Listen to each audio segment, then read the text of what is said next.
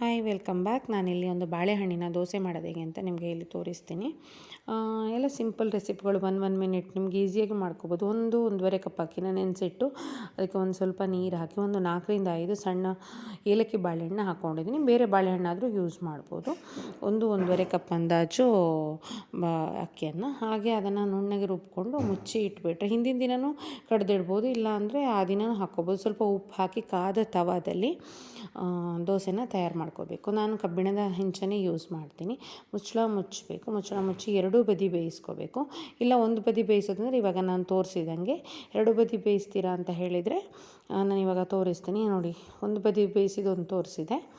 So ಎರಡು ಬದಿ ಬೇಯಿಸ್ತೀರಾ ಅಂತ ಹೇಳಿದ್ರೆ ಈ ಥರ ಮಗುಚಿ ಹಾಕಿ ಬೇಯಿಸ್ಕೋಬೋದು. ಮತ್ತು ಕಾಯಿ ಚಟ್ನಿ ಜೊತೆ ಸರ್ವ್ ಮಾಡಿದರೆ ಬಾಳೆಹಣ್ಣು ದೋಸೆ ರೆಡಿ ಆಗುತ್ತೆ. ಬನಾನಾ ದೋಸೆ ತುಂಬ ಟೇಸ್ಟಿಯಾಗಿರುತ್ತೆ. ನೀವು ಈ ರೆಸಿಪಿನ ಟ್ರೈ ಮಾಡಿ, ಹಾಗೆ ಹೇಗೆ ಅನ್ನಿಸ್ತು ಅಂತ ನನಗೆ ಕಮೆಂಟ್ ಸೆಕ್ಷನಲ್ಲಿ ತಿಳಿಸಿ. ಮುಂದಿನ ಹೆಲ್ದಿ ರೆಸಿಪಿ ಜೊತೆ ನಾನು ನಿಮಗೆ ಸಿಗ್ತೀನಿ. ಅಲ್ಲಿವರೆಗೂ take care, bye bye, see you.